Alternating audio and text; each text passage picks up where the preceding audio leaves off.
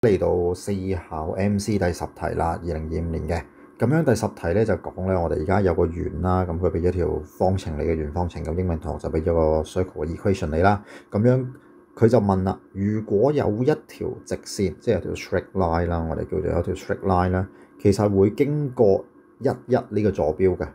咁樣佢被該圓所截得嘅弦咧嘅長度係最少值，即係個 chord 啦，即係如果一個圓形嘅 chord 咧，咁樣而呢條 chord 咧係要 pass through 呢個11嘅英文嘅同學，咁樣佢最短會係幾多？嗱，咁首先我哋就畫咗個圓先啦，最簡單。即係如果我哋唔明嘅時候，咁個圓咧，我哋首先要揾我哋個圓心啦。咁圓心咧，如果我哋同學有背公式嘅話咧，就會係負 d over 2同埋負 e over 2啊。咁 d 同 e 咧就係 x 前面嘅呢一個 d，同埋如果有 y 嘅話咧，佢就會係 y 前面嘅呢嚿嘢就係 e 啊。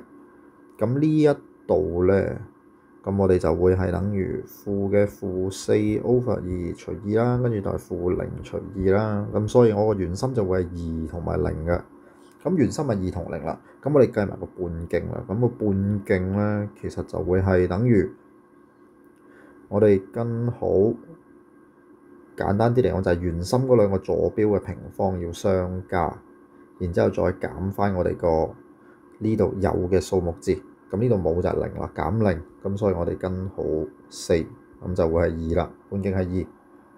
咁樣嗱，我哋大致上畫一畫個圓，畫一畫個圖出嚟啦。咁就係因為我哋而家有個圓心係20啦，圓心係20，x 係2，y 係0啦，大約喺呢度。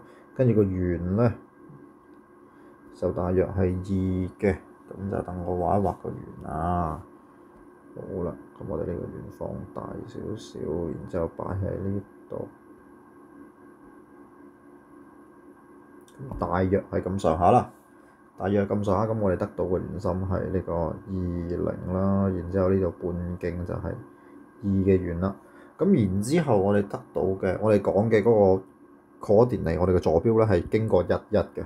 咁11我哋大約會喺呢一度啦，咁11嘅坐標啦。咁而家就問啦，如果一條 chord 要經過呢一個點11，然之後咧，而佢又要係最短嘅長度，咁如果要最短嘅 chord 咧，其實我哋就要，因為 chord 同埋你個圓心到呢度嘅 distance 係相反嘅，我哋就要揾呢一條幾長，咁我哋就會計到我哋條 chord 最短係幾多噶啦。咁樣佢一定要垂直，佢先至會得到最短嘅 chord 嘅。好啦，咁呢度可能畫得唔係好啱比例，不過唔緊要噶。咁我哋只要揾翻呢一個距離係幾多先？呢個距離，咁呢度係20啦。咁如果我當呢一個圓心係 O 啦，圓心係 C 啦，咁跟住然之後嗰個點就係 A。咁其實 CA 嘅長度咧，CA 嘅長度，我哋就會計到係2減1嘅平方再加0減1嘅平方啦，咁就會係根號1嘅平方再加1嘅平方，根號2啊。咁我哋 CA 就會計到根號2啦，然之後同我哋啱啱咧已經計咗圓嘅半徑咧就係2啦，跟住呢個係根號2啦。咁我哋就會計到呢條 chord 幾長啦。我哋用勾股定律啦，英文嘅同學就係 Pythagoras 啦。咁我就會計到，如果我哋當呢個係 xy 嘅話咧，我哋就會計到 ay 啦。ay 咧就會係等於呢一個2嘅平方減根號2嘅平方嘅。咁就會係4減2，即係根號2。所以成條 xy 咧，我哋就會計到係2根號2㗎啦。